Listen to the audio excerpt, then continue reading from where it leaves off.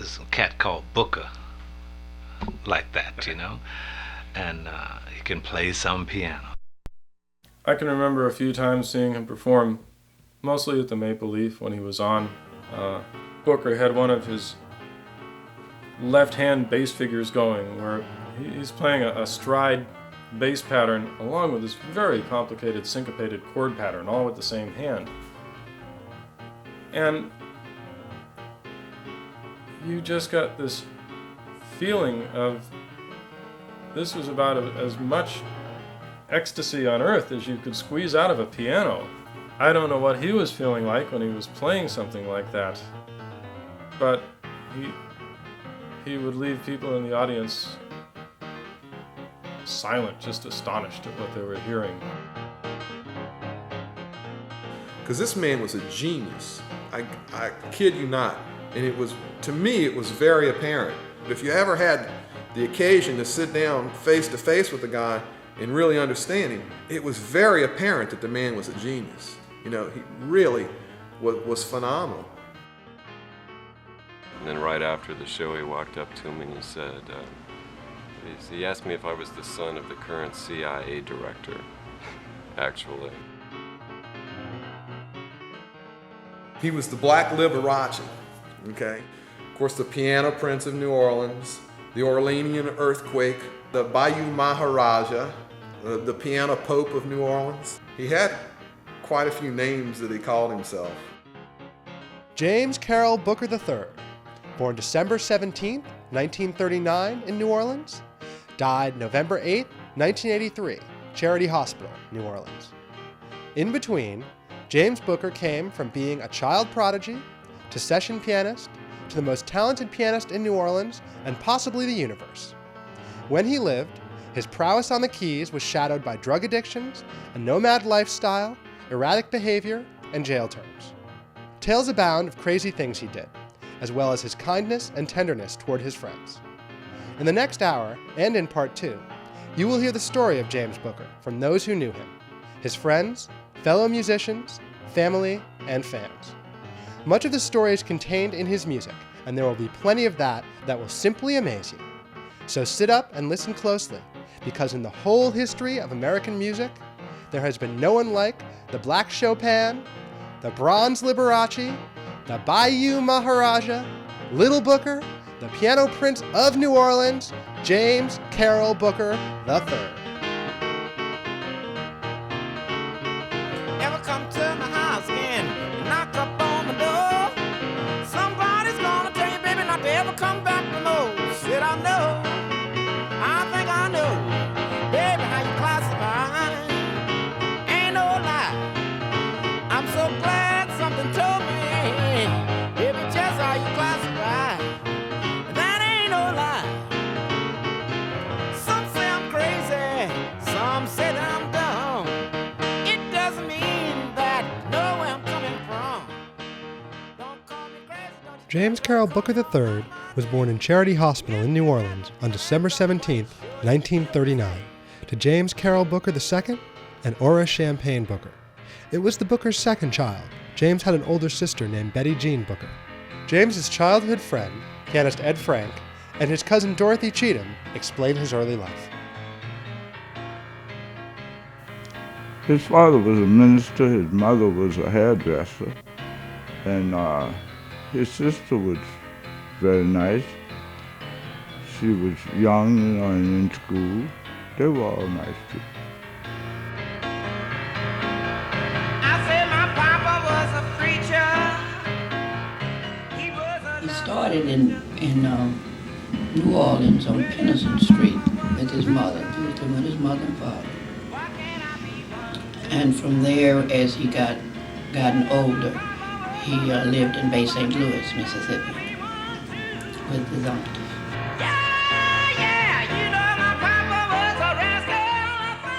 Joel Neville.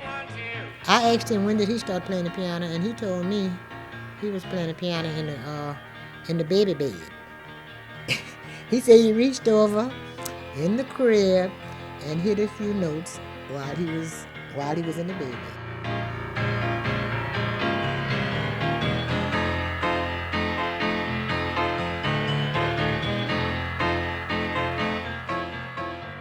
Booker's niece, Sheila Twiggs.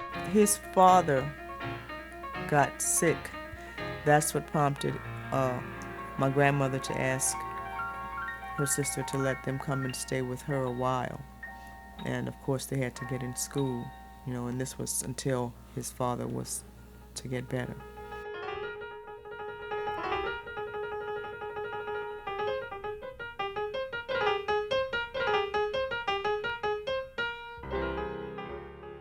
James stayed in Bay St. Louis with his Aunt Bessie Lozana until he was in 4th grade. In interviews later, James said he liked Bay St. Louis. It was there he took his first piano lessons from a nun at his school. She at the time was teaching James's sister, Betty Jean. And the music teacher back then, whose name was Miss Matt, I remember them saying, said, well, just let me see how he does. And if he does okay, we'll go ahead and let him take lessons too. So he couldn't have been, I doubt if he was even 7 or 8. He had to have been, relatively young, because usually a music teacher won't start you until you can at least read. So he had to have been just at that age where he had just started learning to read, or, maybe he didn't even know, pretty much the alphabet or whatever. In 1947, Booker moved back to New Orleans with his parents. Art and Charles Neville recall him then. Well, Jan Booker and I went to grammar school, St. Monica School. We were attending the same school. Nuns of the Blessed Sacrament taught us. He played for the church, and I didn't realize how serious that was then until later on. After we were grown, that was very serious for a young person to be playing. This was like in maybe the 5th, 6th, 7th, 8th grade. That's when he was playing for the Mass.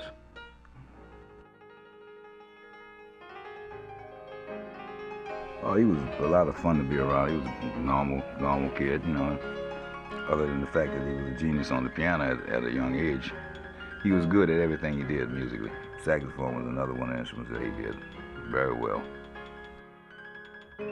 Charles Neville. Oh, yeah, he was playing classical. He always played classical. He was playing classical when he was a little kid.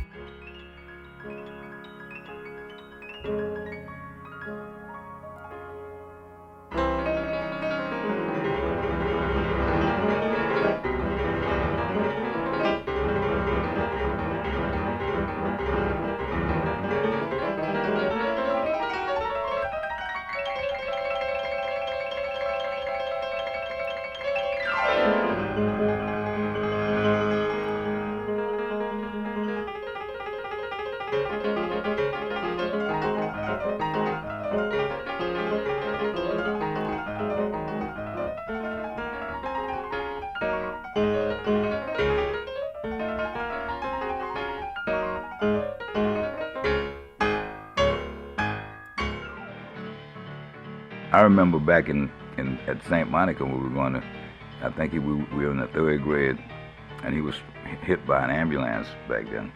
That's when you had them Ghostbuster ambulance, and big thing with the big chrome bumpers, great big, and he almost died. I mean, I remember the whole class was praying for him every day, and he came through it. He had a lot of hard times during his life. Bunny Matthews, New Orleans journalist and cartoonist, agrees.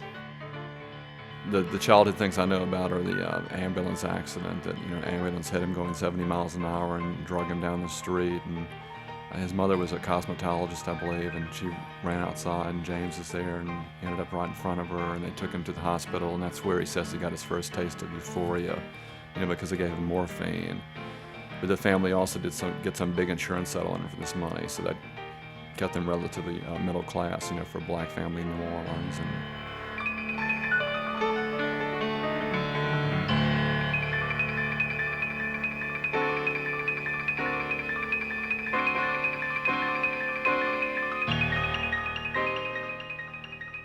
Booker then moved back to Bay St. Louis after the accident. He spent much time traveling back and forth between there and New Orleans. Finally, he moved back to New Orleans to stay in 1953 after the death of his father. he started his freshman year of high school at Xavier Prep on Magazine Street in uptown New Orleans. Joel Neville was his classmate there. I met him when I was a freshman in high school. He was my classmate from 9th grade all the way through 12th grade. The first year we took Latin together. The first 2 years. The last 2 years we took Spanish together, Spanish 1 and 2.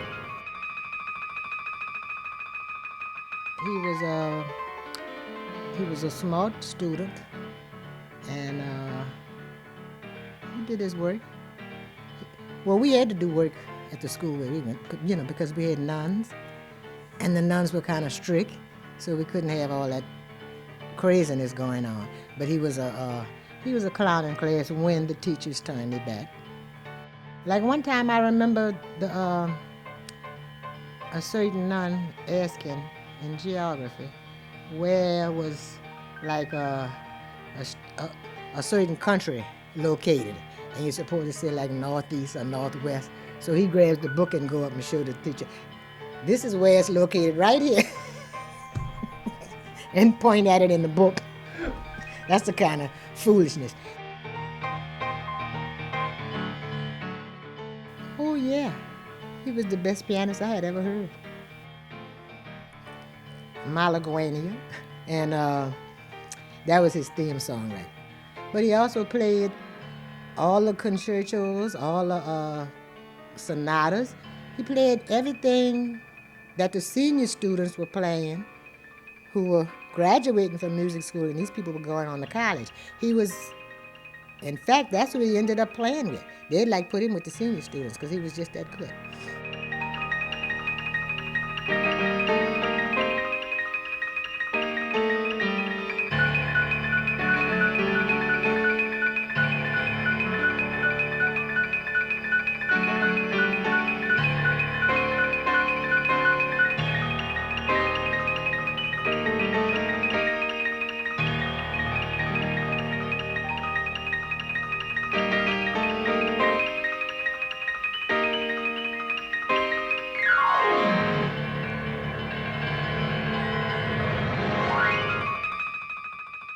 Pianist, producer, and composer, Alan Toussaint. The radio station in town called WMRY on Dryad Street. And there was a piano. In fact, radio stations in those days used to have pianos, because they'd have live performances from time to time. And anywhere there was a piano nearby, Booker, as myself, used to go by and play, because we came from backgrounds where our pianos were most humble and usually terribly out of tune, those old uprights. But places like radio stations would have something a bit more modern, and there was a spinet piano there, and I used to go by this place sometimes to play that piano, and one day when I went by, Booker was there. And that was the first time I had met Booker. I had heard about him because kids hear about each other that's in the same scheme of things that they are. But he had a cast on his arm, and it was all the way down to the middle of his hand, and just his fingers were sticking out of the arm that had the cast on it, and he was playing so much piano. I mean, even if there was no cast or anything, for a boy to be playing that much was just outrageous. He was already playing Bach and Rachmaninoff, things like that, and some funk too. The gig on the radio led to Booker's first session with New Orleans' best-known producer in 1954. Pianist Ed Frank explains. We did the record Hambone with Dave Bartholomew. Well, he had some problems with his recording techniques and playing with the band, keeping the tempo and stuff like that. But he was a fantastic piano player. Trumpeter and producer David Bartholomew. So I tried him on a couple of records, and I think the first thing was something like a little hand jive type thing that we did. It was Hambone, so I said, let's do that. And it was a thing they were doing on TV, and I said, this just might catch on if we put it on records. Well, it didn't actually happen, but it actually got his name out. When he was about 12, he was on television, guitarist and songwriter Earl King. Booker was on television at 12, singing a song called Hambone, Hambone, where you been, all that stuff. Hambone!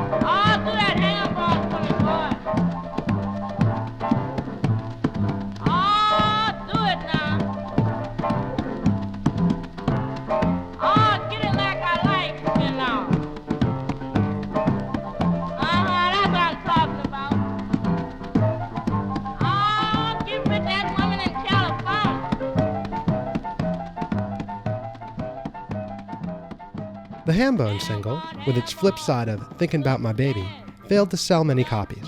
Another single, You Need Me and Heavenly Angel, recorded for Chess, also failed to sell. Booker remained in high school until he graduated in 1957. Upon graduation, Booker started traveling first with rhythm and blues singer Joe Tex, and then Shirley and Lee and Huey P. Smith and the Clowns. Pianist Reggie Hall went out with Booker in those bands. I was on tour with Booker with Shirley and Lee. Yeah, we both was playing piano. When Shirley come up and Shirley and Lee come up, in other words, Booker was opening, and then when Shirley and Lee come up, I would play behind Shirley and Lee because Booker could have played behind them too just as well. But at that time we was doing like them one-nighters around Alabama and all that kind of stuff, through there. Doing them one-nighters out there. Mostly we was playing like some of the halls, some lounges. You had them long rides in them station wagons and stuff like that. Hot as the devil, we packed in the station wagon and packed in there with instruments and all that stuff. Stay in the hotels, but it's as you know, during that time, it was the low-rate hotels, and it's the only place we had to stay. Johnny Vincent, producer of Huey P. Smith and the Clowns for Ace Records, worked with Booker in the late 50s and early 60s. Well, he went out under the name of Huey. In other words, if Huey was booked in Pittsburgh and Huey didn't want to go, he let Booker go as Huey. Huey was always the piano player. So Booker knew how to play just like Huey, so he didn't need to go out.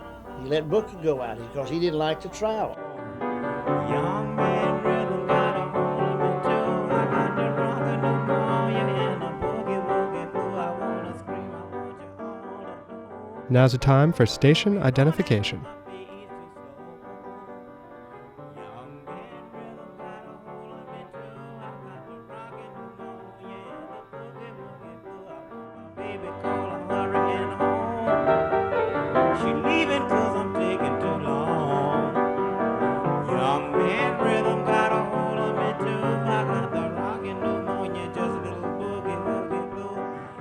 At this point, Booker is also spending time at the famous New Orleans nightclub, the Dewdrop Inn.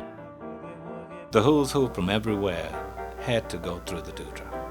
Even from far, like if artists came through town, if Blue Richard came through town, he had to go through the Dewdrop, at least show up.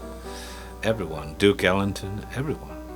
And of course they had shows, so there was always entertainment going on, and it was a place for jam sessions. All musicians used to sit in and jam or whatever they played. I wanna jump, but I'm afraid I'll fall. Holler, but the joint's too small. Guitarist Deacon John. The Dewdrop was the premier black nightclub for entertainment.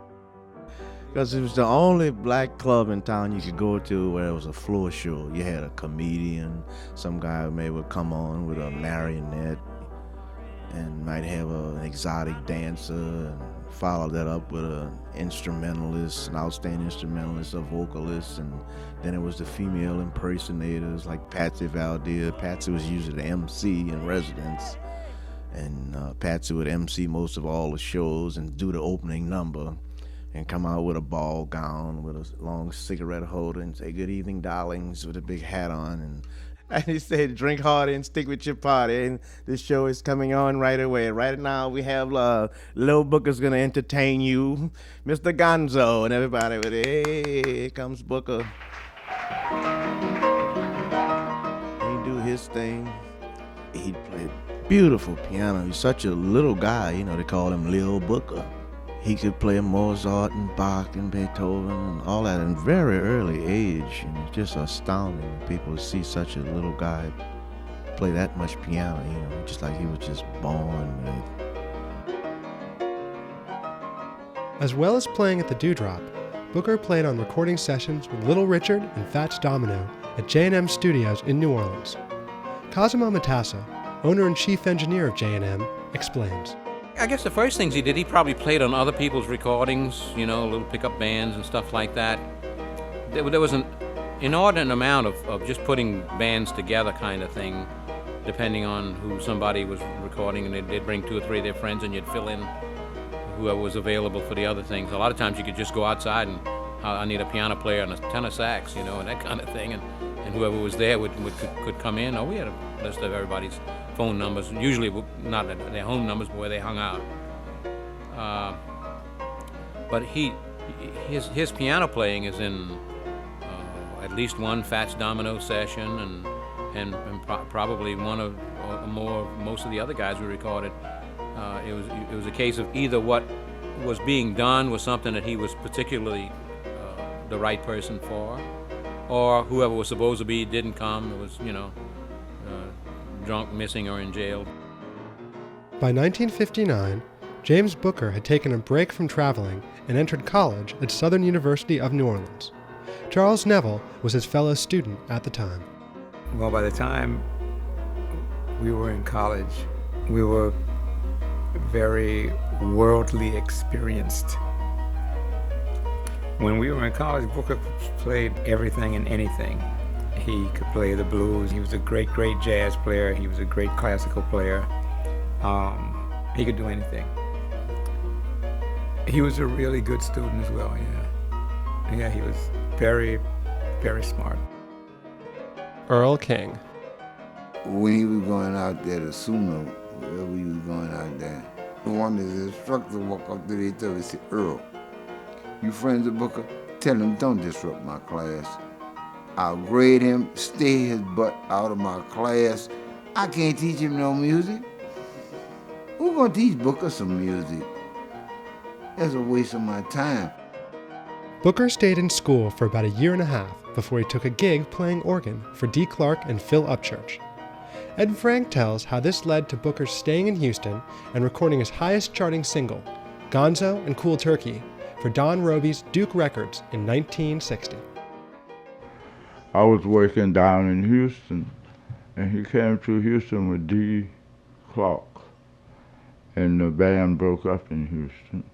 He lived out there where I was living for a while. And like I said, he made quite a few sessions as a pianist to make a living, you know, and he played some gigs around Houston. He started off working his way home, and then he got a little interested in what was going on, and he decided he wanted to do something himself. And Mr. Robey was interested in him, so we did something. Gonzo, and it sold about 200,000 records, you know. But he came up with the name. He got it from a movie I think Gonzo was a dope pusher or something like that.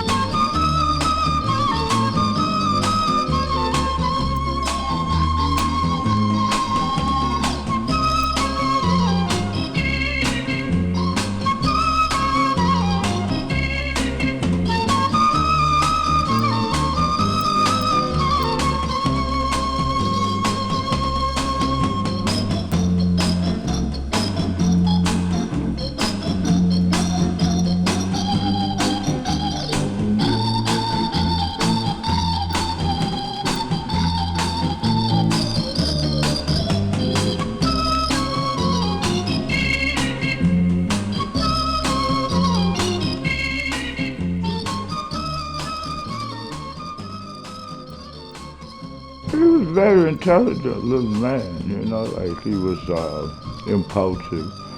You know, he might decide he wanted to do something and just get up and go do it, you know. And sometimes he'd be up 6 or 7 o'clock in the morning playing the piano, you know. I tell you what happened. He was playing the organ in the studio one day, and he was playing so nice, one of the secretaries came over to listen to him. And she said, "Oh, I wish I could do that." So he told her to sit down and practice.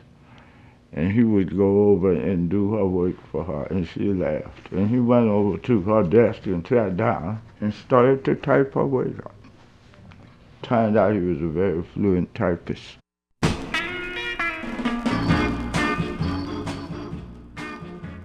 Despite the obvious drug references in the titles, Gonzo and Cool Turkey hit number 10 on the rhythm and blues charts and number 43 on the pop charts. Booker went out on the road in support of the single.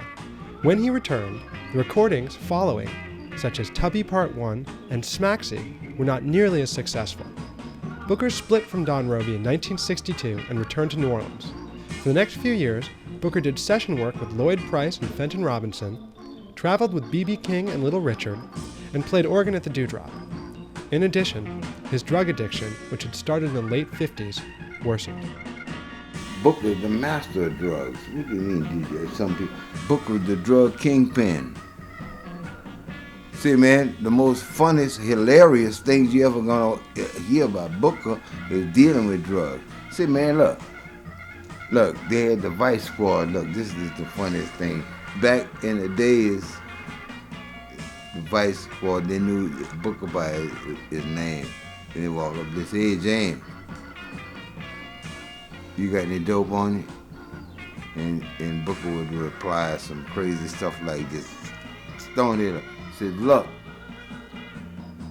if y'all had come 15 minutes earlier, you'd have caught all the dope. I just shot it all up in my arm a few minutes ago."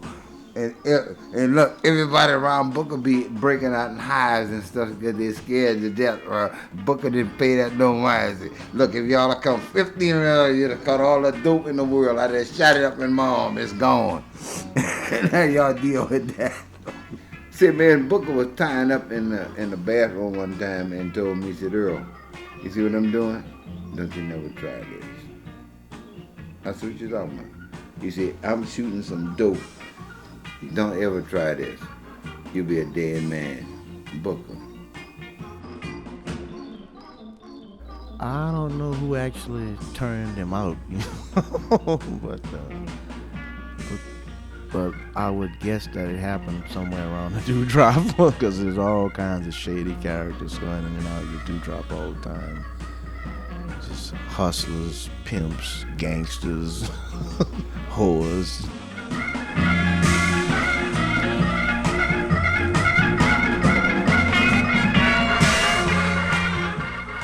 Ernest Johnson.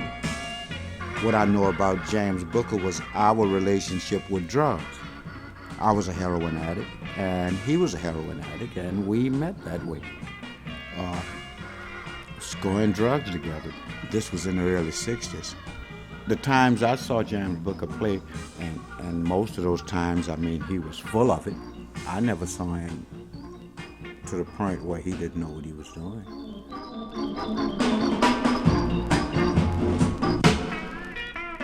Well, during the years that I knew him, when he was the most upbeat and happy-go-lucky, were the years that he was sprung out during all that time. His playing was, you know, magnificent. So it seems that it didn't affect his playing negatively in any way. And I guess the negative effect it had on his life was the negative effect that being addicted has on everyone. One of the nights at the Dewdrop, where he's playing the organ and just really wailing and playing away, and the way I was standing was in front of the organ, but going to the side of the organ, and he calls me, and when I look on the keys, in between all the black keys, he's got joints lined up in there, and then at the end, a syringe, sitting on the organ keys, and he's playing, and he's got a joint lit, and he's smoking, and he's playing and laughing and singing. Saxophonist and producer for AFO Records, Harold Batiste. I think he did things that were damaging to himself, and I think he lived in such a way that didn't really respect the talent that people thought he had. I mean, he was just another cat who was very talented, who was amazingly talented on the piano. Not only talented, but had a unique sound. He had a touch more than a sound. It was a touch. And that touch was on the piano also, the way he could do certain things that would just sort of make the piano or the keyboard have qualities that wind instruments have or violins have. You could make notes blend together in a very bending way. And when he sang, when he's playing, he seemed to be at one with that, So that was James Booker, and I think that's what made him be unique. Most people don't know Booker in this manner, that he was one of the greatest organ players you're gonna ever hear. His foot touching the control on the keyboard of the organ was just like his left hand, and I think it was magnificent.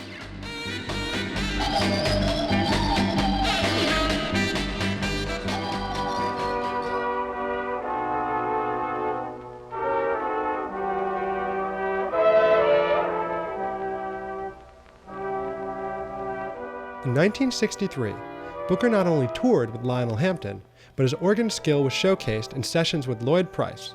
Here he is featured on Soulful Waltz from Lloyd Price's album, This Is My Band.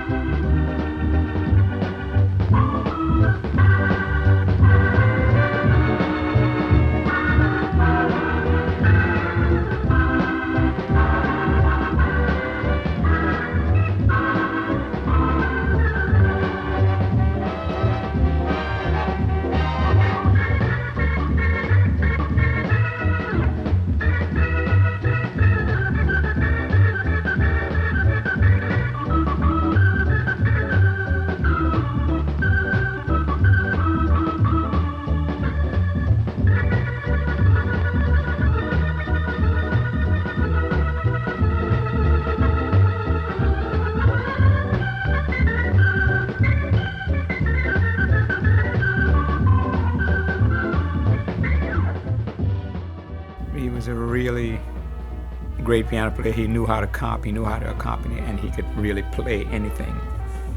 It didn't matter what the song was, what kind of feeling there was to it. Everyone would know with total confidence that Booker was going to take care of business on it.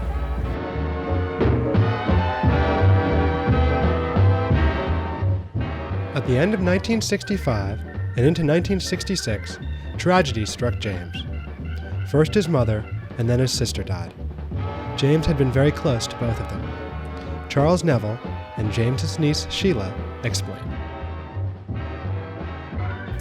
Yeah, the deaths of the members of his family seemed to have a real deep effect on him. I wrote this song in memory of my dear mother. The name of this song is Aura.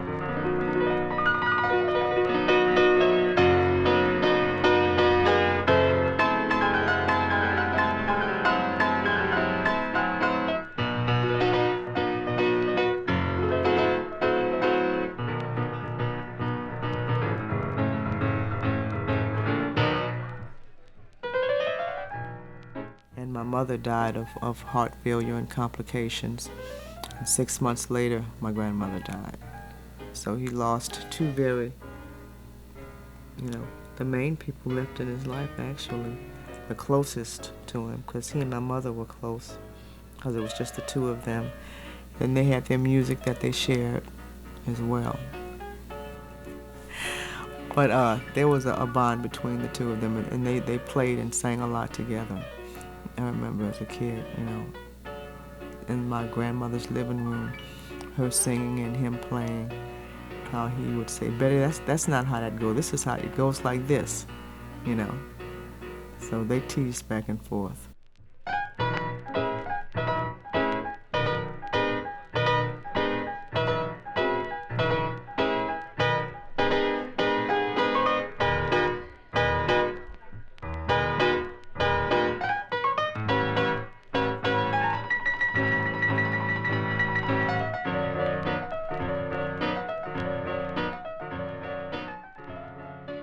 My grandmother died later, six months or so of breast cancer. Uncle J.C. played for the funeral, which, was amazing. And I can remember sitting on the front row and Uncle J.C. going up to play the piano and singing a song. I don't remember what that song was, of course. I just remember a whole lot of emotion in that church. And I do remember an instance where he did stop at a point where he just seemed to be really pretty full.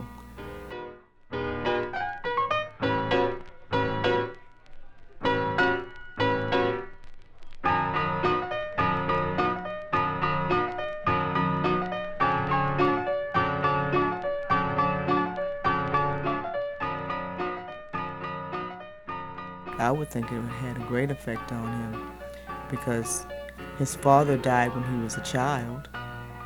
So, he did have his mother when he grew up who was, supporting of him in his music, and to lose his sister, who he loved and was his only sibling, and then turn around and then lose the mother, it had to have effect on him, Being the loving and sensitive person I knew he was on the inside, it had to have a deep effect on him, because he probably felt pretty alone, because my aunt being, who raised him was all he had left, actually.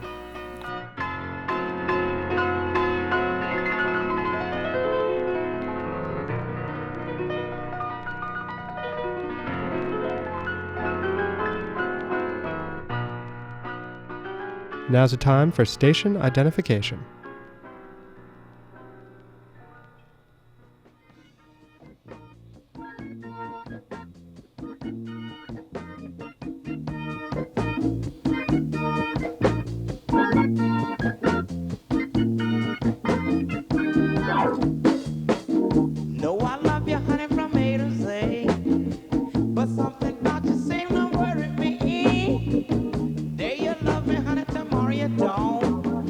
Sometimes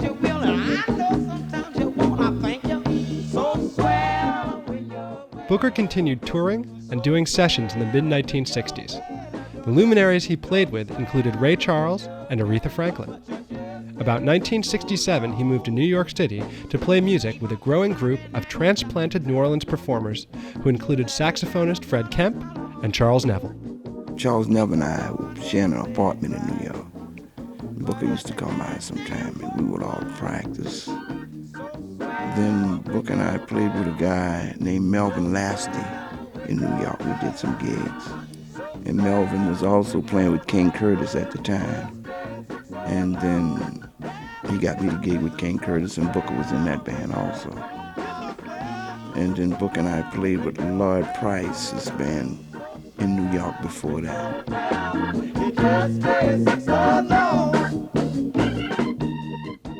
Together there was a big New Orleans community in Harlem. And we all, managed to find each other.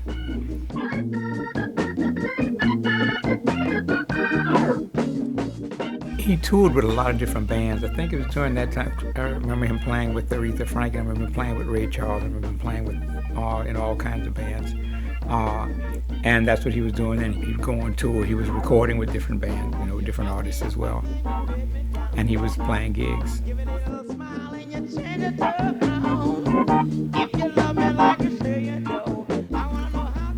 I think he really loved New York. We hung out in Harlem, and he really liked it.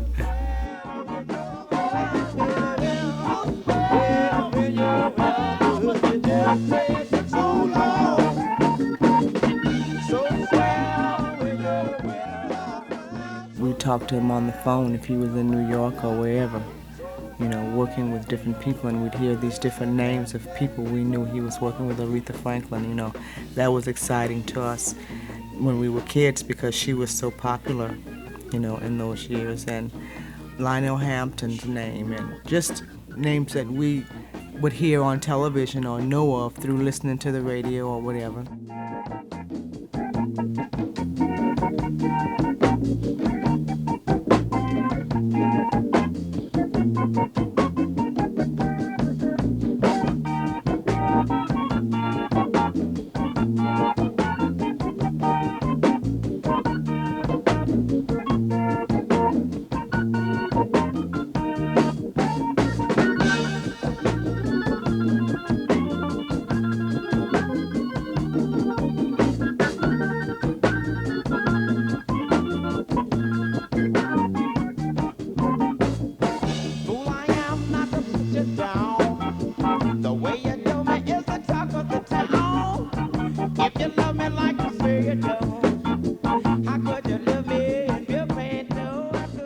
In 1968, Booker held the piano chair on Fats Domino's successful comeback album, Fats is Back. Booker is pounding the ivories here on I'm Ready.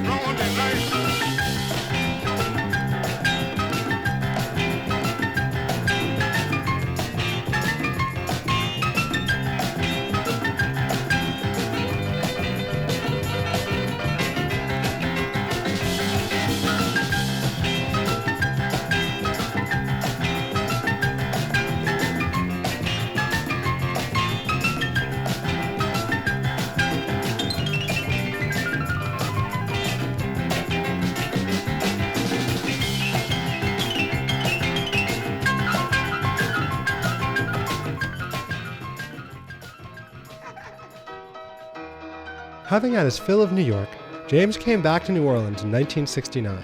His old habits continued, and he got busted in 1970 in front of the Dewdrop Inn, when the police observed him taking a vial of white powder from his jacket. He was sentenced to 2 years at the Louisiana State Penitentiary in Angola for possession of heroin. His friend Ernest Johnson was also incarcerated there at that point. And I was in a parish prison. I was sentenced to some years in Angola. Went to the penitentiary, come back on a court audit. It must have been 70 when I met James Booker there. He did have a job in the library, and I think he taught some inmates to read. Well, in the 60s and in the early 70s, most guys in Angola was illiterate. They couldn't read and write. I mean, and they would have 1 or 2 guys who could read and write, and they would do all the paperwork for the other inmates, like write letters to their people and all that.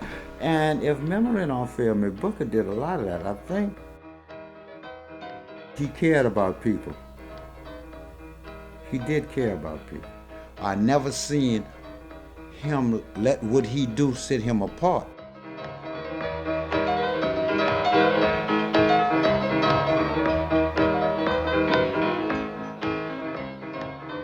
One time or another, yes, he played music. I do remember the guys giving him a lot of respect in that area. There was a band there, so, he got to play. And he became a legend there. Yeah, there were times when we had a really great band. We had some good guys up there.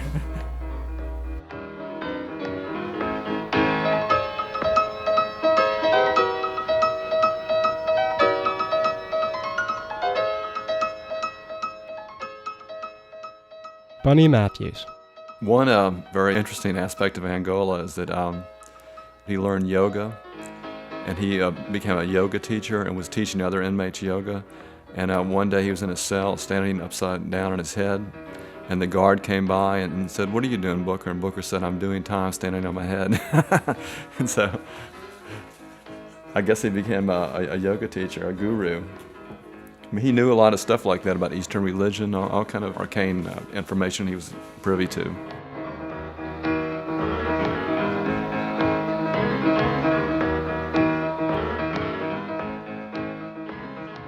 He talked about being in jail. He felt that some kind of metallic substance came into the bars and got into your body and screwed you up for life, really. And that could be psychological as well, but he felt whatever substance that was in those bars would just ooze into your body, and he would always feel really sick there. He said you can't describe the feeling when you wake up and you're in jail, so. All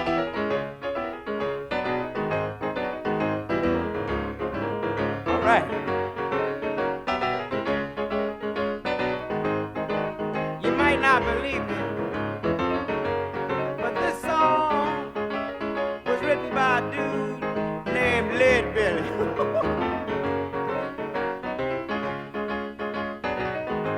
Lead Belly and Little Booker both had the pleasure of partying on the Ponderosa.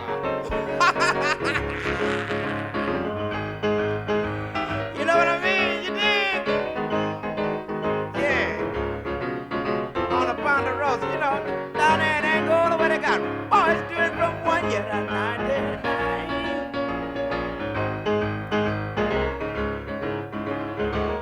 Late last Saturday night I got married right now.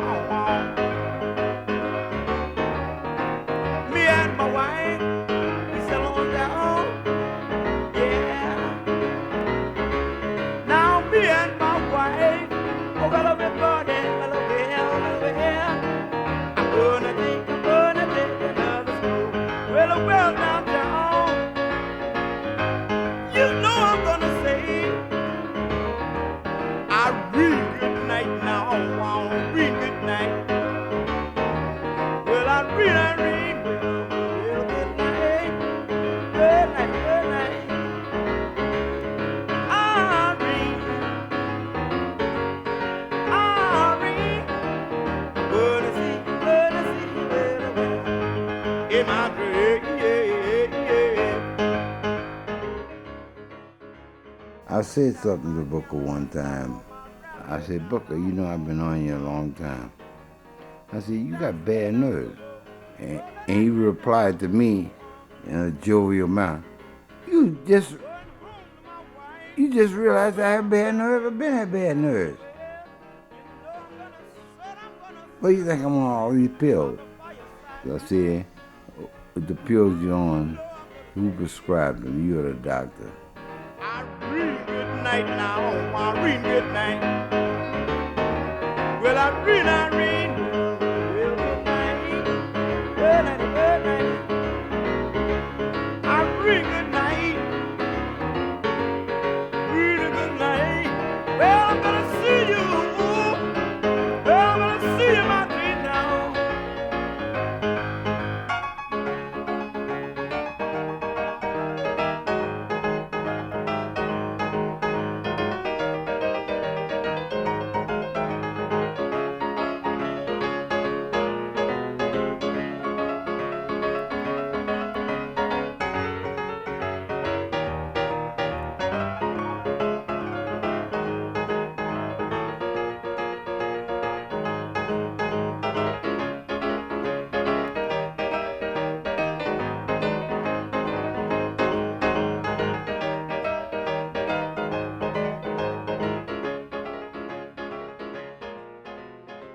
New Orleans rhythm and blues singer, Mr. Ernie Cato.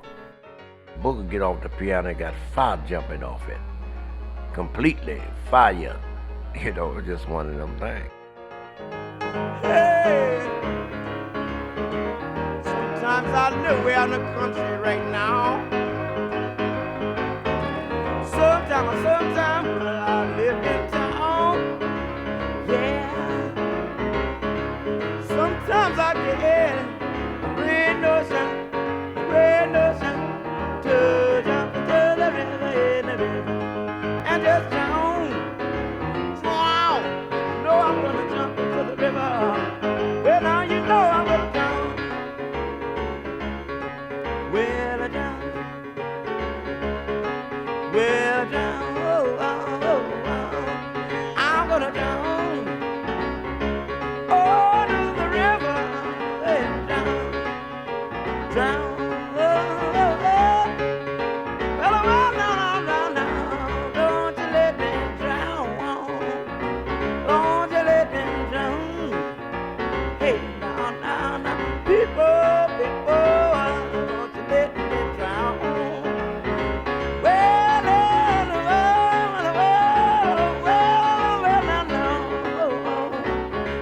no, I don't wanna drown. I don't wanna drown. I kinda wanna drown. You ever come to my house, knock up on my door? Somebody's gonna tell you, baby. Booker was a little uneasy about going into the studio in general, but for the 6 months prior to the recording sessions, John Parsons and I had suggested that he work with a group at the Maple Leaf, and the group became Johnny Vidakovich on drums, Red Tyler on tenor sax, and James Singleton on bass.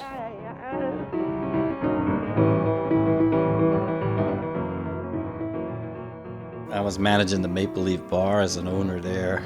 I remember we booked him after the Jazz Festival, and the first night I remember meeting him, he played there at the Maple Leaf one night. And I came up to the stage and introduced myself to him, and he asked me if I had a cigarette, and I said, no, I don't smoke. He said, God damn it, I would have to get me a Baptist bar owner. He played the piano like he had 4 or 5 hands, for one thing.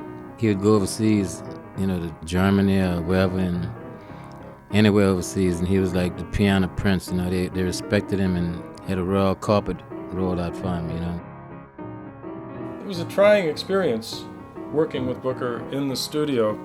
It goes to show that a lot of creative people, you just can't push a button or book a time or create some sort of method and expect them to kind of fit into this.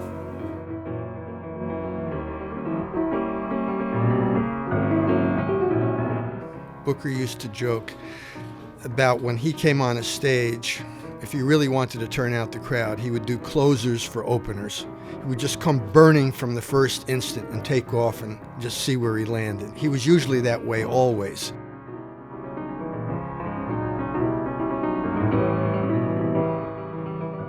During Part 2 of James Carroll Booker III, The Life, Music, and Mystique of the Bayou Maharajah, we'll follow Booker's life through the 1970s and 80s.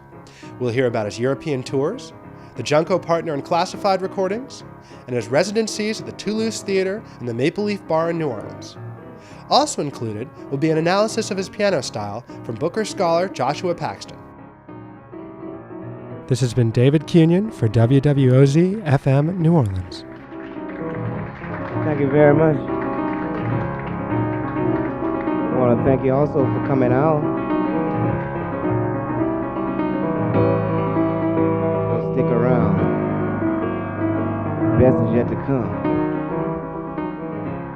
This program has been supported by a grant from the National Endowment for the Arts, the Louisiana State Arts Council, and the Louisiana Division of the Arts, Office of Cultural Development, Department of Culture, Recreation, and Tourism. A grant from the Louisiana Endowment for the Humanities, the state affiliate of the National Endowment for the Humanities, and a generous grant from the Hennessy Foundation.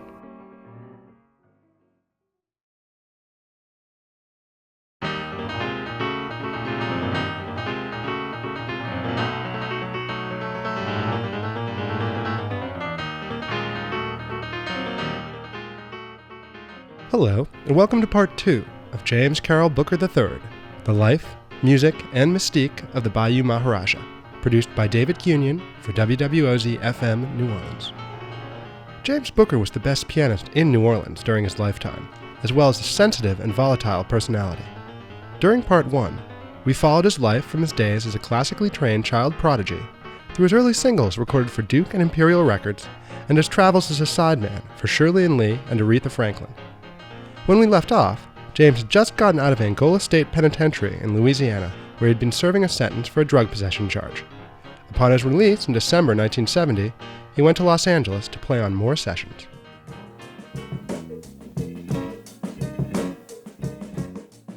While in Los Angeles, Booker picked up work on sessions with the Doobie Brothers, Jerry Garcia, and Ringo Starr. He played on Ringo's Photograph album. These dates led to a dramatic change in Booker's life, the loss of his left eye.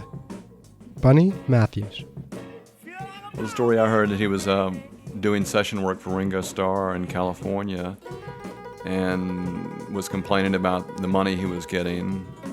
And some of the stories I've heard was he got paid, but he kept annoying him for more money, and he was blowing the money on drugs. Somebody sent some guys to beat him up, and they beat him up so badly he lost his eye. So I think that's the true story. That's what I've heard several times from different sources. Booker, in typical fashion, told many explanations for it. Earl King recalls how Booker explained it to him. He got beat up. While they was beating him up, they told him, hey, this is for Ringo. That's how he knew what it was about. So when he went to the hospital, they had to remove his eye. That's how bad he was beat up. So that's why he put the star on the patch. Ringo Starr, that's why he put that on there. I'm telling you just right now how I feel. In Los Angeles, Booker also worked with Dr.John, playing organ and piano. At one point, he recorded an album's worth of material with Dr.John's band. Here's one tune from those recordings, Stormy Monday.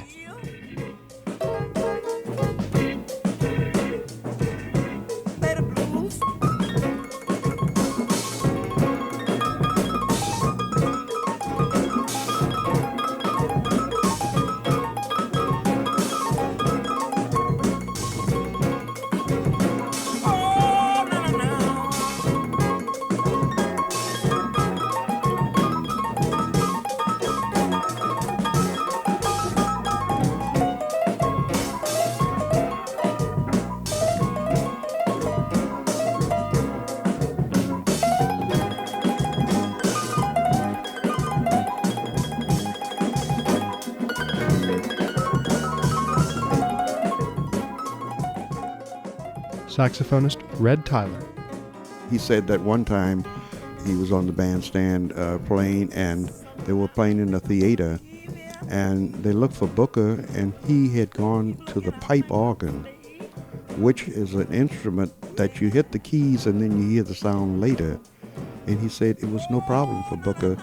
He played in the same meter with the band, even though playing the organ, you hit the keys and then you hear the sound later, and say it was no problem for him. So that was pretty good, I think.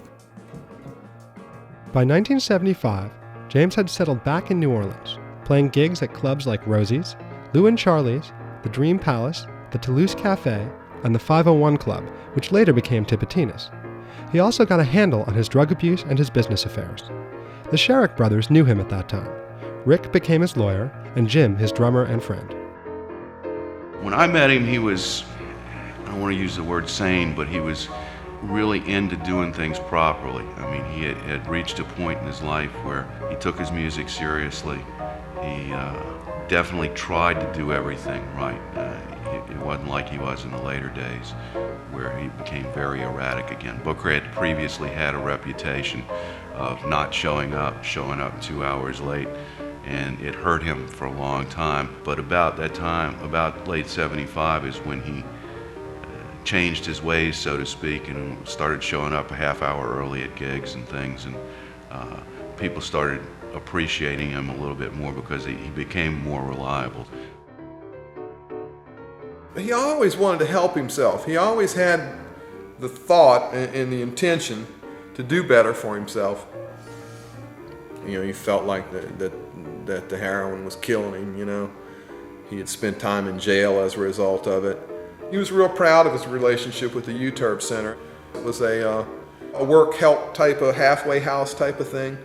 And, you know, he was really involved in it. Used to spend a lot of time there, and there again, play piano a lot there and whatnot. He was really trying real hard. He was intelligent, he was witty, he was a real caring type of person. To give you an example, my mother and Booker share the same birthday, December 17th. Every year, Booker called my mother to wish her happy birthday. He needed somebody to talk to. He was a really lonely person, and if he found you to be someone that he could talk to, then, you know, he would want to spend, you know, lengthy time. Sometimes it was a burdensome thing to be a friend of James Booker because, I mean, you know, the stories are bizarre. I caught him at what I think is one of his most pleasant times. I learned a tremendous amount from the guy. He was very coherent to me, but he was a very, very sincere, you know, he was a deeply emotional person. Reggie Scanlon was the bass player for Professor Longhair, as well as James Booker.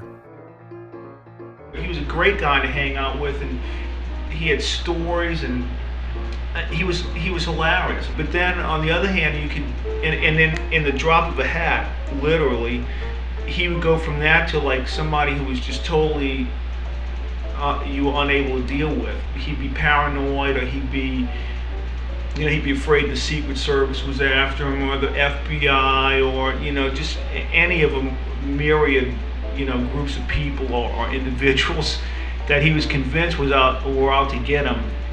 When he got like that, it was kind of hard to be around him, and also that was the downside to playing with him, because that could happen on a gig also. Russell Rock was the manager of the Toulouse Theater and a friend of Booker's.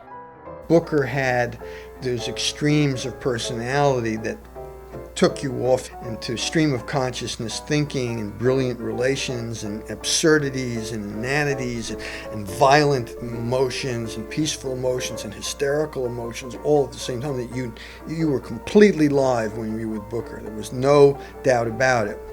You never knew what was going to happen. In the midst of a song, he could start screaming and wailing and walk out. He had a sunny side of the street personality that had overcome so much pain that when Booker was high, it was like the world was high. He was just overwhelmingly, magnetically happy. And then when he went into depression, he went into Dark Night Fallen, as dark as anything you could imagine, suicidally dark, for which he needed to drink enormous amounts to deaden the pain, or do heroin, or do other things. But he would try to fight from being with depression into being very happy. And because he was so magnetic, and because he was so good on the piano, he created a lot of attraction around him. But all of it was, you could just see and feel and know that this was a profoundly sensitive artist, a beautiful guy.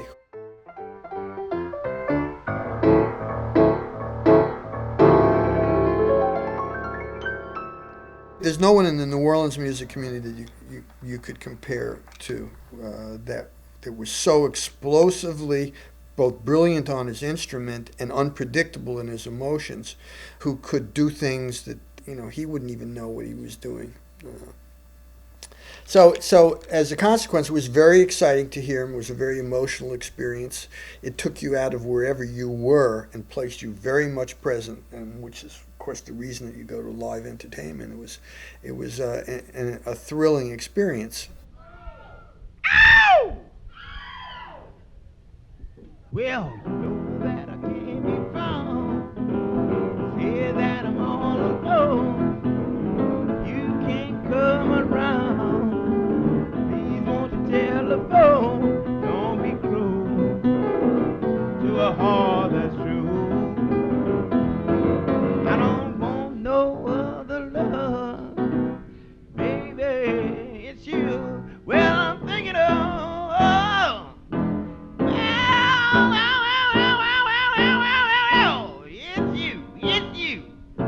I'm thinking of.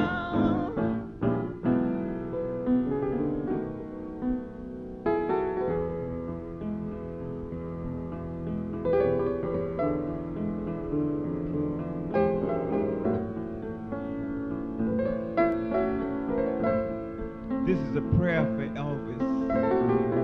Ow! Sexy rascal.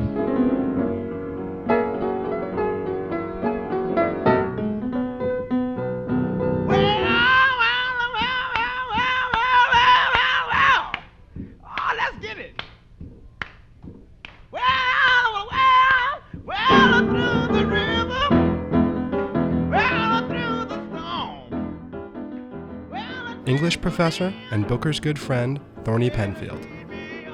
I would describe his music, I suppose, as being characterized by metaphysical wit. Tons of things going on simultaneously. Many, many layers. Many levels of feeling, I think, going on at the same time. James had an incredible capacity to generate beauty, even in the midst of his worst chaos. He would strike chords that could bring tears to your eyes.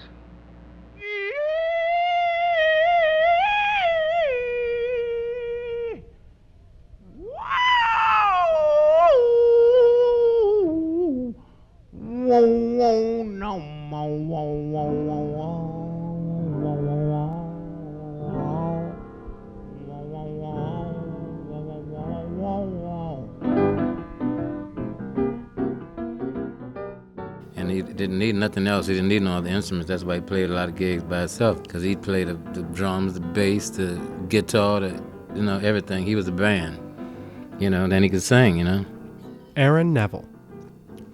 He could play anything from the blues to Tchaikovsky or Beethoven or whoever. He could play all of them at once. And he'd do it. I'm gonna shoot a little cocaine, baby, on the side right now, wow, wow, wow, and just a little taste of heaven, Lord, before I die. Been on the road, well, the world come down, cool, partner, now, pop, knocked out, loaded, was loaded, I was loaded, I like to get loaded.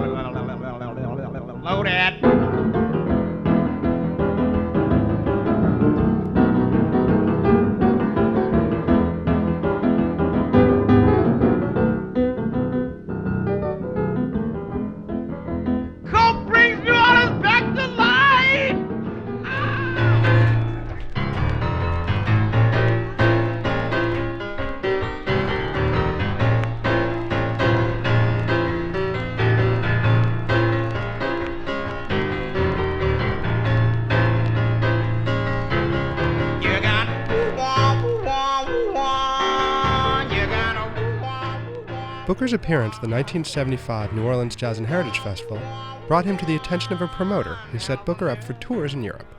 There he was extremely well received, but some of his experiences were less than optimal. Aaron Neville, Jim Sherrick, and then Bunny Matthews explain of Booker's travels through Europe. He would go overseas, to Germany or wherever, and anywhere overseas, and he was like the piano prince. They respected him, and he had a royal carpet rolled out for him. Then he'd go to Europe. He was the piano prince of New Orleans, and he was really particularly well respected at performance.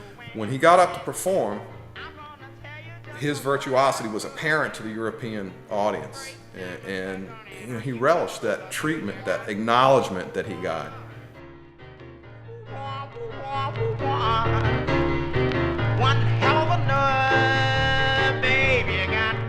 Near the end of his life, he had these bad experiences, I know, in Europe and stuff with promoters. And this one guy took all of his clothes and locked him in a hotel room and kind of left him there stranded and kind of held Booker prisoner. From what I knew, Booker would go there and they'd get him all the drugs he wanted, and get him really loaded. He'd be happy, but they were just, to me, kind of taking advantage of this poor man. They knew his weakness and knew that they could keep him high and he would entertain them. But I don't think he made a great deal of money off of this.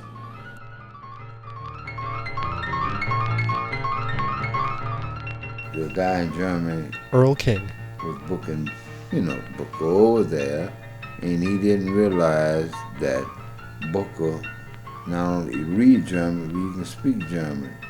Booker read the contracts and saw what the guy was booking him over there for. He told Booker one price.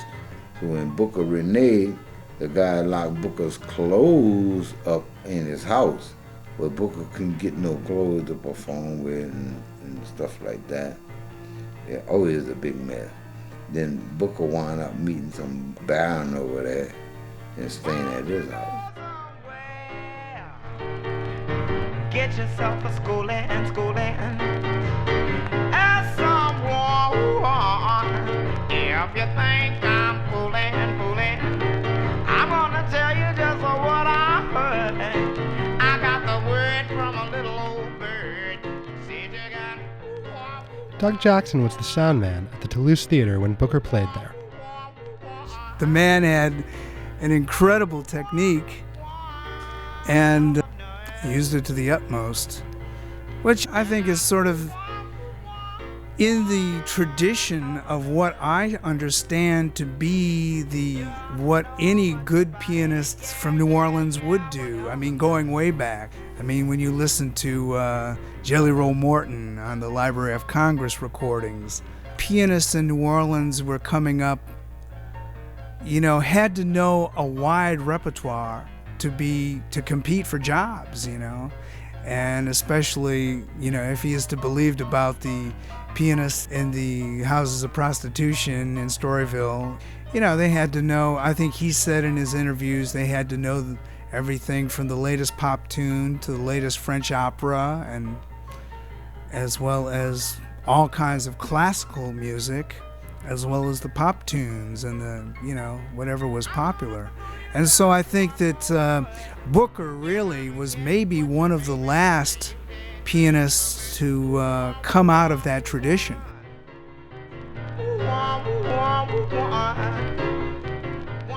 Upon returning to New Orleans, Booker went into C. Saint Studios and recorded the album Junko Partner for Island Records. This solo piano record, produced by Joe Boyd, contains the definitive versions of several Booker favorites, including his signature tune, Junko Partner. Here, Joe Boyd talks about recording this album.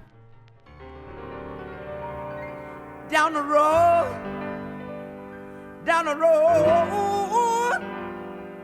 whoa, come a Junko Partner right now. Down the road,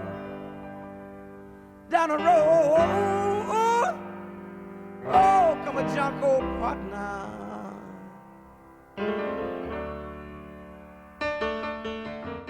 Recording Junko Partner in New Orleans was just a great experience. You know, he was used to doing records with a rhythm section and trying to make a hit and all that kind of thing. And we just wanted him to be himself, play a wide range of things. And he found this kind of, at first, rather strange. And then once he warmed to the idea, he kind of got quite enthusiastic about it. But he did view us as slightly odd or eccentric for wanting to do this kind of a record. But then he made his one real demand. And his one real demand was that he had to have a candelabra. And he kept talking about himself as the Black Liberace. And so we dimmed the lights in the studio, and he just basically held court for 2 days. I remember Earl King came by and cheered him on. And it was just, and I think by the end of it, he'd kind of gotten to really enjoy it and really saw the value of it. And then, of course, was very frustrated because it took us a long time to actually get the record released. And even then, it wasn't really released in America. I would buy land around Angola and grow a nice wheat farm till 1992. I want a whiskey when I'm thirsty. Oh, want a little water when I'm dry. I want my lover when I'm lonely right now, and a little hair on, just before I die, and a little cocaine, baby, on the side, I want a cocaine. Now's the time for station identification.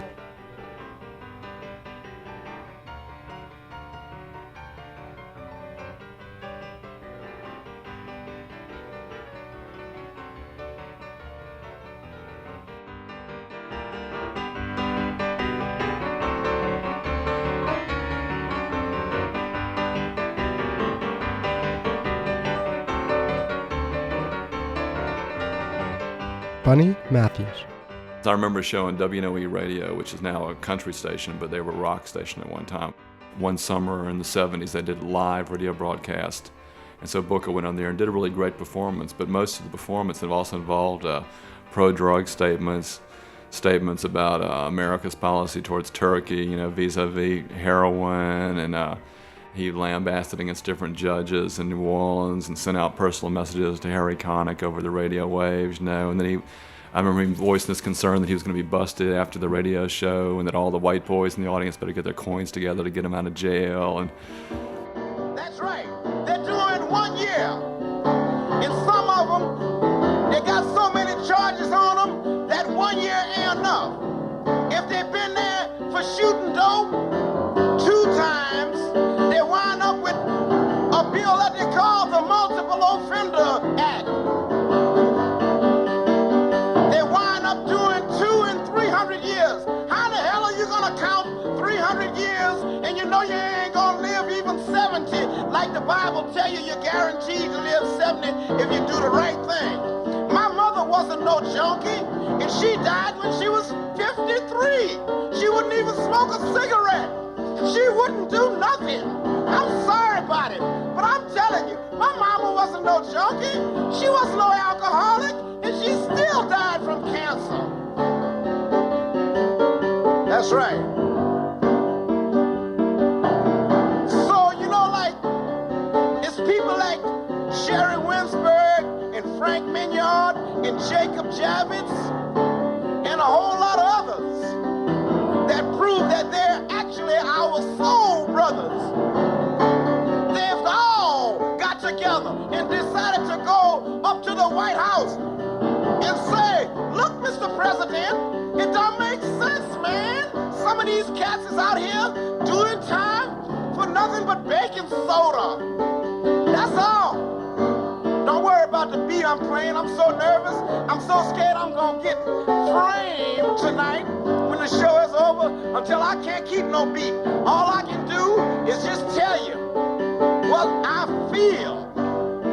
That's all. Like I say, I can't even keep while I try to say something sweet. Yeah, you know what I mean? Booker's manager, John Parsons. I was managing the Maple Leaf Bar as an owner there. I remember we booked him after the jazz festival, and the first night I remember meeting him, he played there at the Maple Leaf one night, and I came up to the stage and introduced myself to him, and he asked me if I had a cigarette, and I said, no, I don't smoke. He said, God damn it, I would have to get me a Baptist bar owner.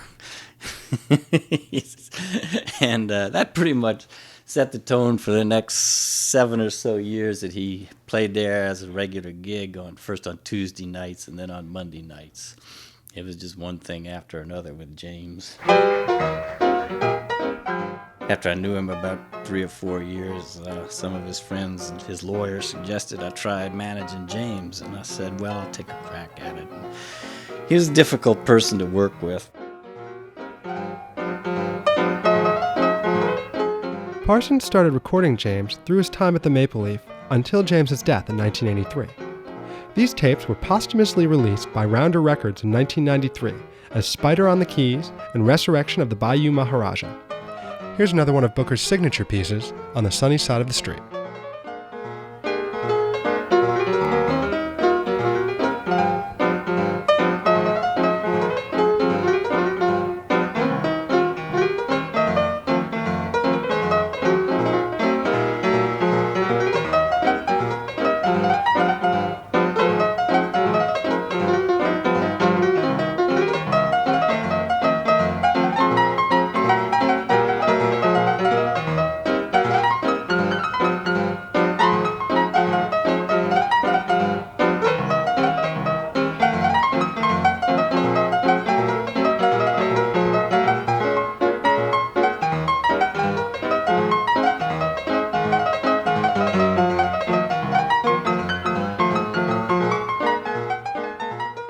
At this point, James got another steady gig that lasted for several years.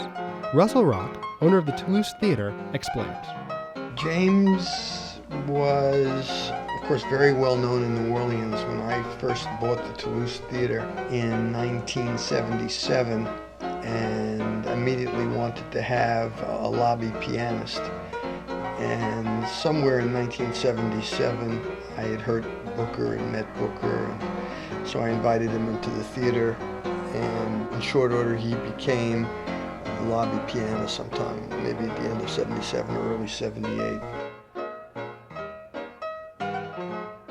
We had a theater, and then we had a lobby, and I put a bar into the lobby and a piano in the lobby. And in that era, the vaudeville show of the 1920s, One Mo' Time, was introduced at the Toulouse Theatre, and ultimately it ran for 6 years. And for that entire length of time, James would play before the show, the intermission, and usually after the show in the lobby for the 250 people who were coming and going every day. It was part of the experience of One More Time, was being introduced to brilliance as you walked into that lobby. The Toulouse Theatre and the Maple Leaf Bar became Booker's steady gigs. Assorted musicians played with him there and at his other shows. Jim Sherrick talks about what it was like to play music with him. He gave me more live playing experience than anybody, because Booker would play anything. You never knew when he started the intro of a song what song it was going to end up being, and whether or not you'd ever rehearsed it or ever even heard it before. So that part was tremendously awakening to me. And I can remember just sitting looking at him, man. He'd have his head back and he was just like in another world. Curator of the Hogan Jazz Archive at Tulane University, and Booker's drummer, Dr. Bruce Rayburn.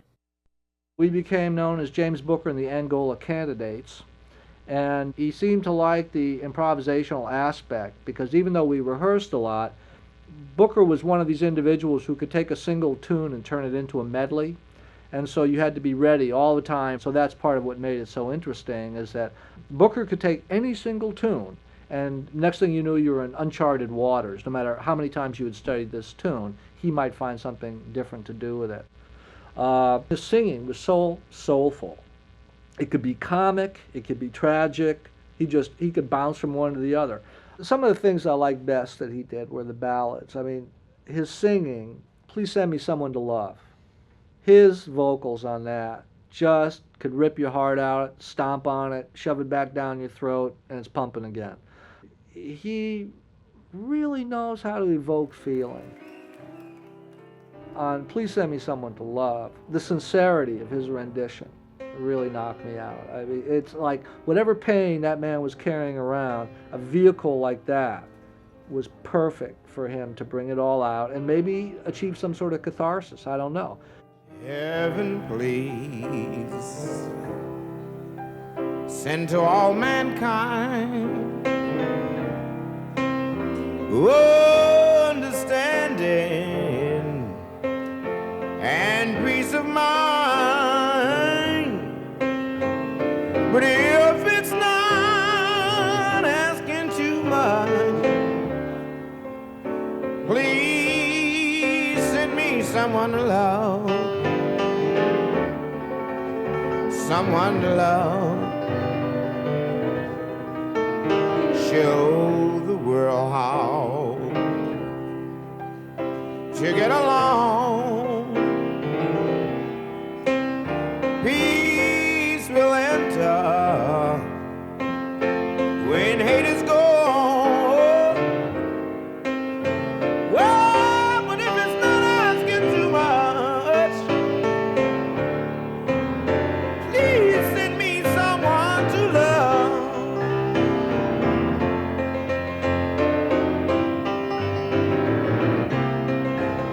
I lay awake at night to find the world is full of trouble. You know my answer is always the same.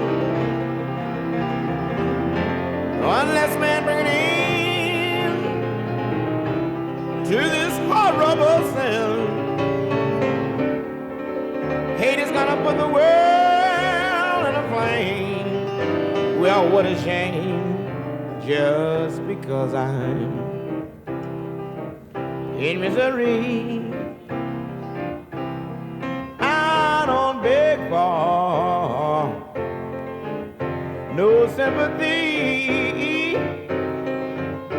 Well, but if it's not asking too much, please send me someone to love.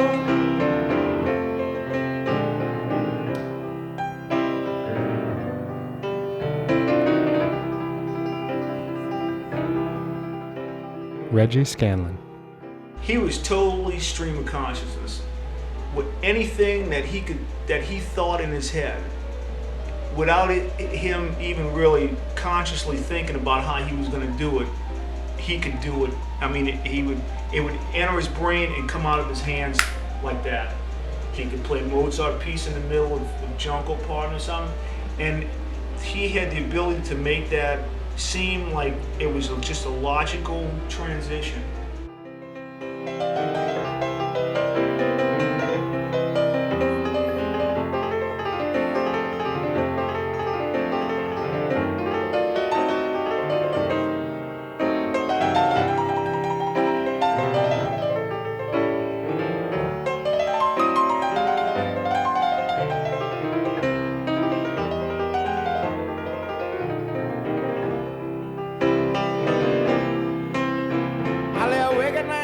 He always mixed up so many different styles. He was the master of the medley. I don't think I've ever heard anybody who would go from Chopin and then go into the Godfather theme and then go into Babyface and then go into a rock and roll medley, sound like Little Richard doing Tutti Frutti or Fats Domino tunes like Let the Four Winds Blow, and it was just an amazing experience to just see him fly across the ivories. No sympathy, but if it's not asking too much, please send me someone to love.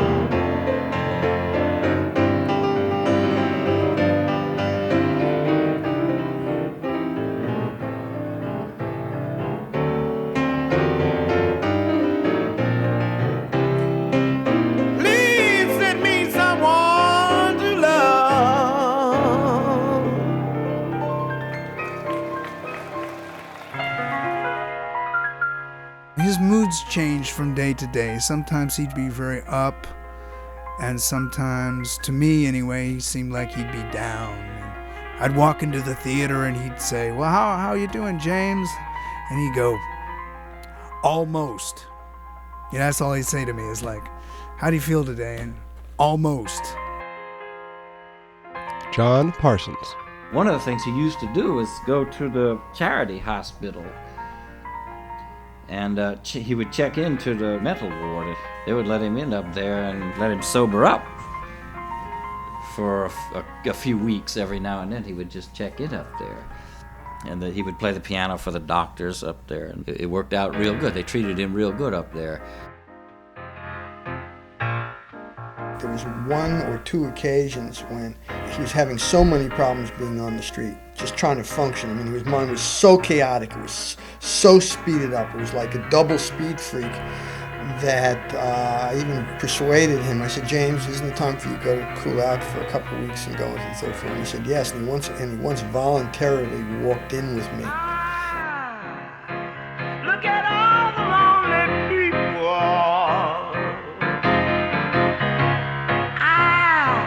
Look at all the lonely people out there, As the 1970s wound to a close, people noticed a change had come over James Booker.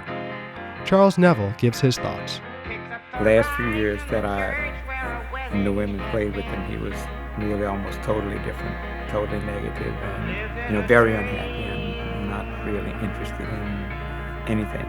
He never actually told me, sit down and tell me, well, this is why it's like this.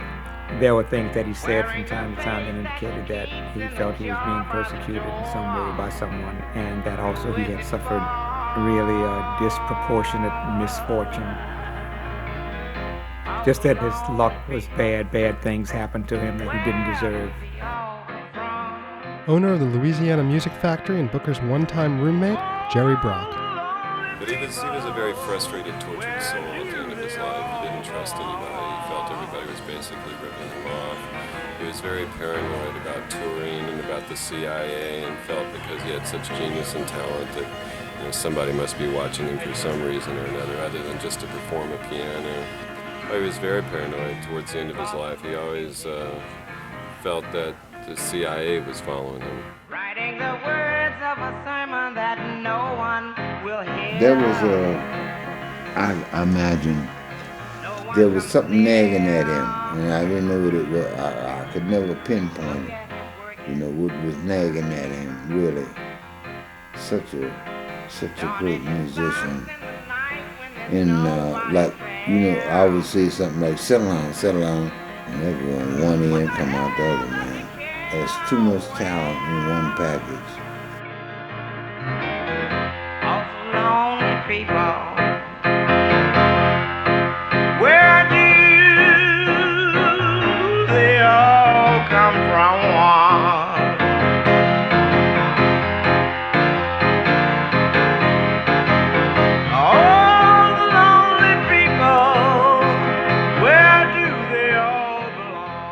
So you get a little glimpse of something like that every now and then. Producer Scott Billington. That lets you know that behind this hard-to-read exterior and the unpredictability of his personality or problems brought on by substance abuse, that there was this person in there who was really struggling with himself.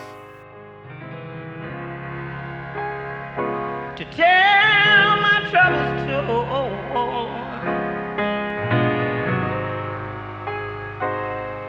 My baby's gone away and left me, and I just don't really know just what to do, because that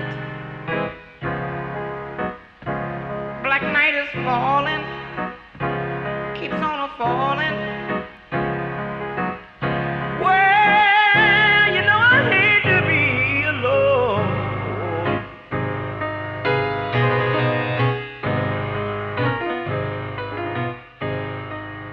Jim Sherrick. Easy for me to understand, not being a virtuoso on my instrument, how frustrating it must have been for the guy. Because, we'd play clubs here and, there'd be tons of people and everybody, Booker be playing this brilliant stuff and everybody be talking through the same old stuff that's always going on.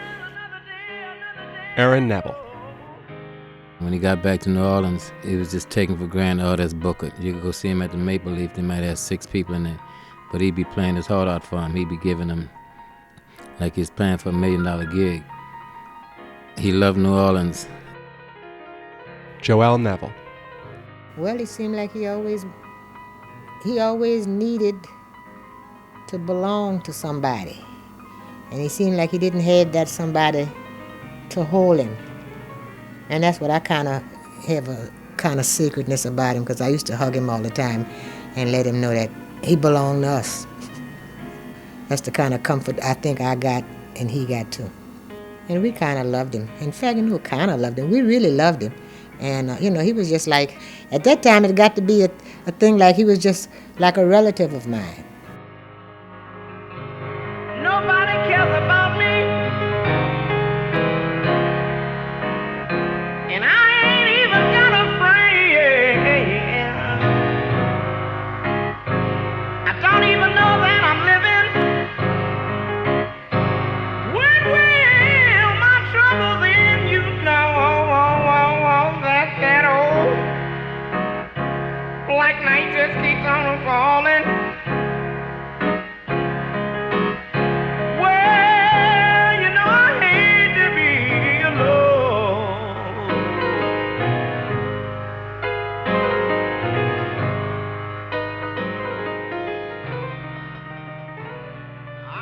Now's the time for station identification.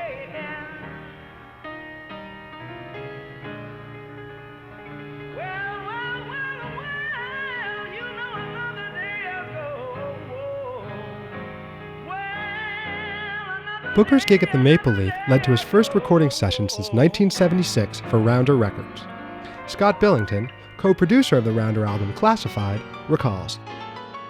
For the 6 months prior to the recording sessions, John Parsons and I had suggested that he work with a group at the Maple Leaf, and the group became Johnny Vidakovich on drums, Red Tyler on tenor sax, and James Singleton on bass.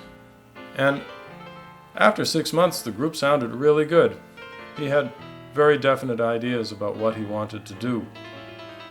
About 2 weeks before the sessions, he ended up in the hospital. He had kind of a breakdown. I called Booker and talked to him there. He could be funny sometimes. He'd say, oh, you know what I'd really, really like? I can't have it here. And I'd say, what's that, James? And he would say, I'd like a lukewarm bath. He did check out of the hospital, wanted to go ahead with the recording process. And we got down to the business of recording. The second day was rough. Booker became completely non-communicative. For a while, he wouldn't say anything, he wouldn't play. At one point, Red Tyler and I went and picked him up in the corner. He was kind of crouched down in the corner in fetal position. Carried him back to the piano and sat him down on the bench and say, listen, man, play the piano, you got to play, we're going to cancel the session. So that second day in the studio was a total nightmare. So on the third day, I decided I should go to the studio early to listen to the tapes. I got there about 9 o'clock. I think the session itself was called for noon, to meet the engineer, and Booker's standing outside the door when I got there at 9 in the morning. I said, I want to play now. I want to play. I said, okay, that's great. Oh, and about the next hour, he played all of the solo piano material that was on the Classified album. And I called the musicians and just said, get here as quick as you can. At some point, Booker asked me if he could be paid then. I said, sure, Booker, man, here's your check. He went back out into the studio and started to play a little more, and all of a sudden stopped the piano and said, what time does the bank close? Somebody said, it's about 3, Booker. And he got up, ran out the door, and that was the last anybody saw of him for several weeks. Drummer on the Classified session, Johnny Vidakovich. Things like Angel Eyes, or that cut on there, that was like, even when it was going down in the studio, man, we did several takes of it, and every time we did a take, he would do a different harmonization. It was so intense, man, even though it's so slow and soulful. I mean, the spontaneous composing that was going down at the moment of that is magic.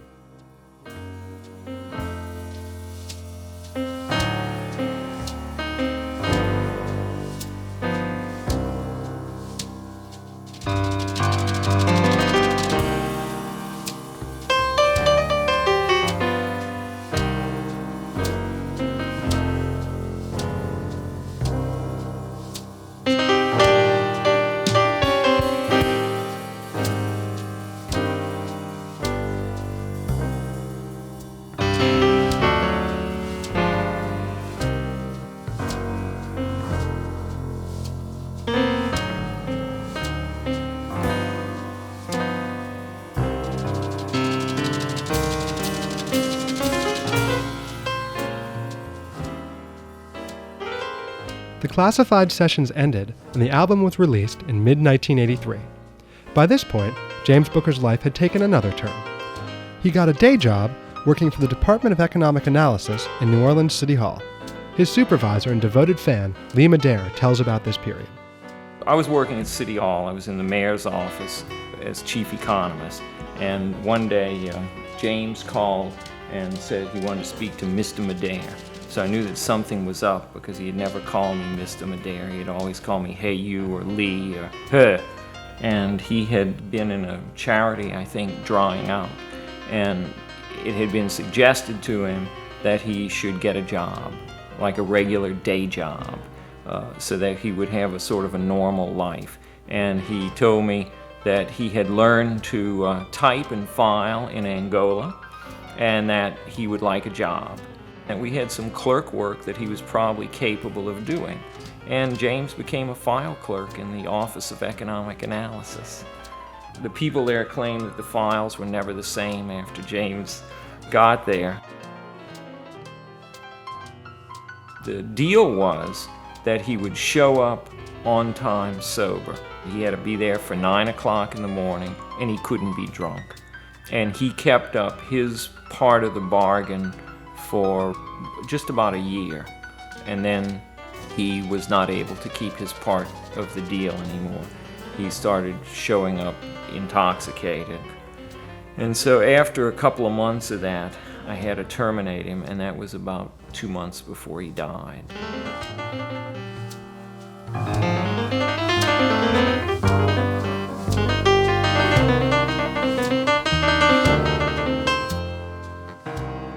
For the last 50-odd minutes, you've heard many people talk about James Booker, his life, his personality, and his eccentricities.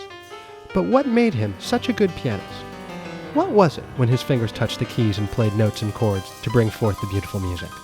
Pianist Joshua Paxton has done extensive analysis of James Booker's music. Here are his comments. He has several different unique styles that he plays. One is the way that he plays stride piano, which is unlike any other New Orleans pianist or any other pianist that I've ever heard in general.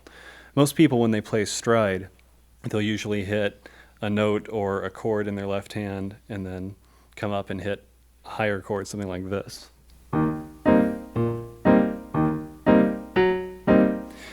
What Booker would do is, instead of just having the single note, he would have a sort of get-down rhythm going. But instead of just hitting, say, a single note and going down to another one like most pianists would do, he had a very strange way of voicing his chords. For instance, on Sunny Side of the Street, he plays it like this.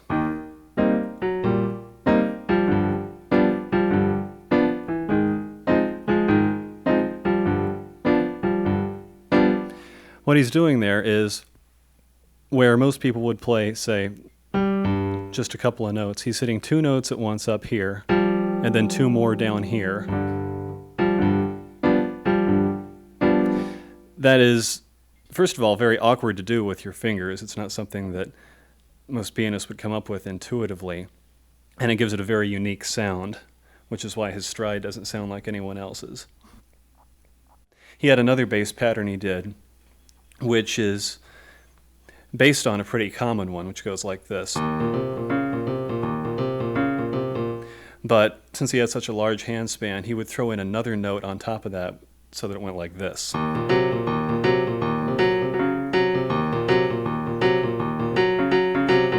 Something like that. That gives it a much fuller sound so that when he's doing things way up high in the right hand, it sounds like a full orchestra. When he played a shuffle, he wouldn't just play a typical groove like this, but he'd add just one extra note and would throw in these little walk-ups, again to push the groove ahead. So instead of this, you had this.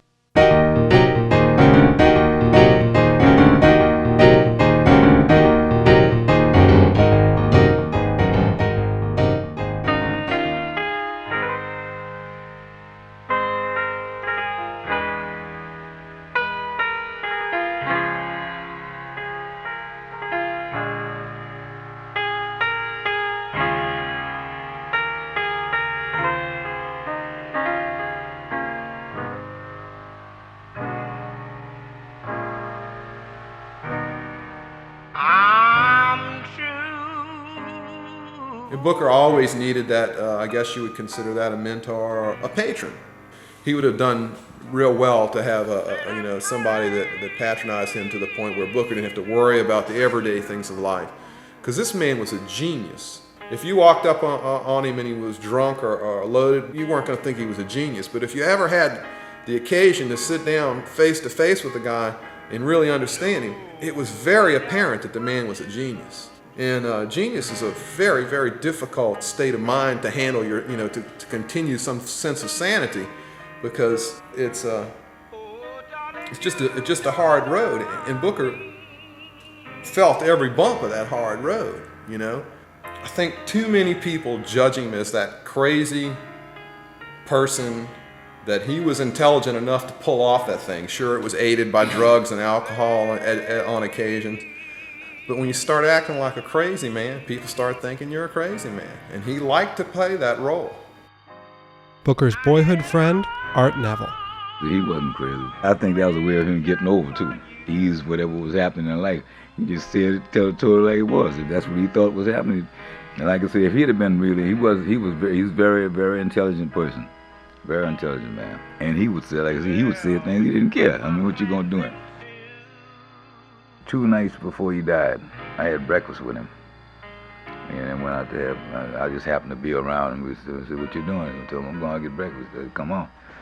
And I knew he was dying right then, the way he was talking, what he was asking me, about his music. He started questioning what he was doing. And what he was telling me, the way he was talking to me, it was obvious that he wasn't going to be around too long. He had to give up. He was ready to rest. Fight and beat him up too bad. And then when everything is separated, your spiritual, your emotional, your mental, and when all of that stuff is all segregated, torn apart, I mean, there's nothing you can do, man. You had to give in. I mean, you got to submit at some point in your life. That's when you die.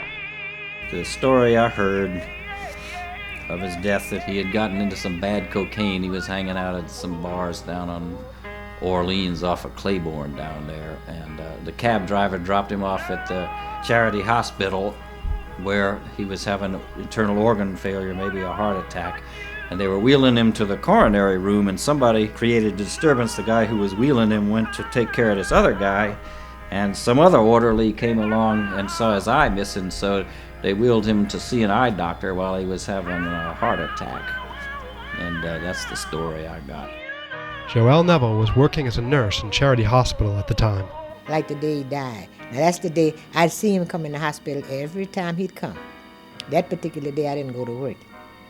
So I missed him in the chair, sitting there dying, waiting for medical help. I would have passed him that day, because I had to pass in that area to go to lunch. And that was during the time like he died, right around 2 or 3 o'clock.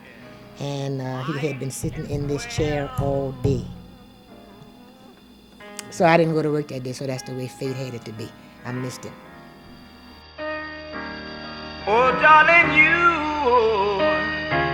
don't seem to... James Carroll Booker III died at Charity Hospital in New Orleans on Tuesday, November 8, 1983. The official cause of death was intestinal bleeding and heart and lung failure.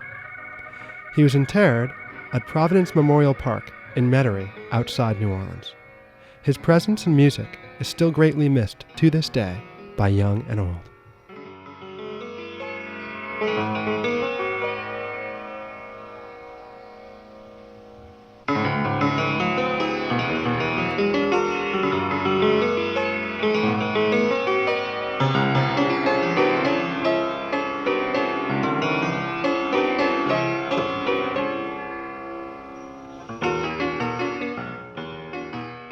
That the fact that he was as good as he was, and people just didn't appreciate what he was doing. I remember one incident he did in the Dewdrop. He was in there playing, like the people back, like his background music. Bookers got up from fans. These people ain't paying no attention when I'm playing. Closed the piano and left and went home, man. I mean, in the middle of the gig, People just didn't know, man. It's just how it is. That's the way things are. A lot of our blessings, we tend to ignore them, I just don't see them,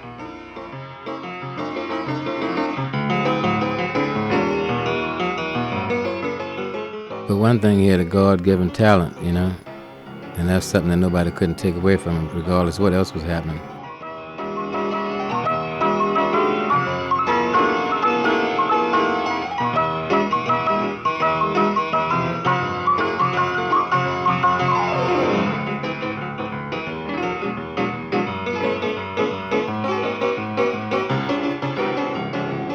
That's the kind of person that Booker was. Booker is awesome, man. Booker was not real. He was not human with us on the planet Earth. Nah.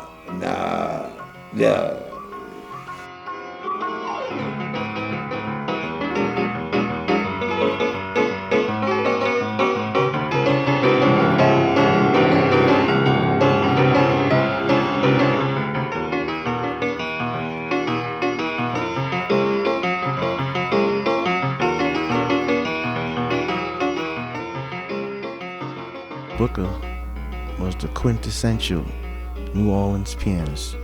They call him the piano prince. That's for real, man.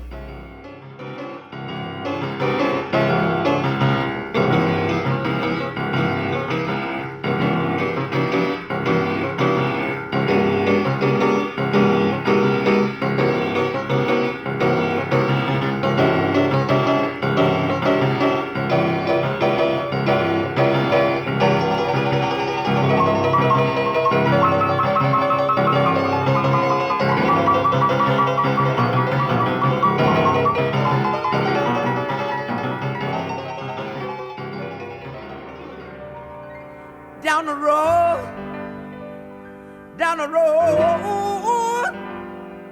Whoa, come on, Junko, partner, right now. Down the road.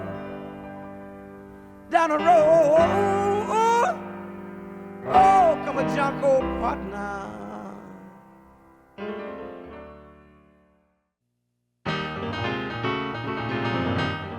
This program was produced, engineered, and edited by David Cunion in association with WWOZ-FM New Orleans in 1996. The producer would like to thank everyone who gave their valuable time to be interviewed for this project, and especially Scott Billington, Jerry Brock, Billy Dell, Patricia Gorman, Jeff Hanisch, Pat Jolly, Lee Madare, Maria at Wilkins Management, Bunny Matthews, Tom McDermott, Sharon McKenna, Joelle and Aaron Neville, Thorny Penfield, Steve Rath, Kathy Sebastian, Jim Sherrick, John Sinclair, Emily Snyder, Portia Williams, David Friedman, Michael Klein, Damon Jacob, and Maurice Dejean at WWOZ, and of course, the enduring spirit of James Carroll Booker III. Dr.John.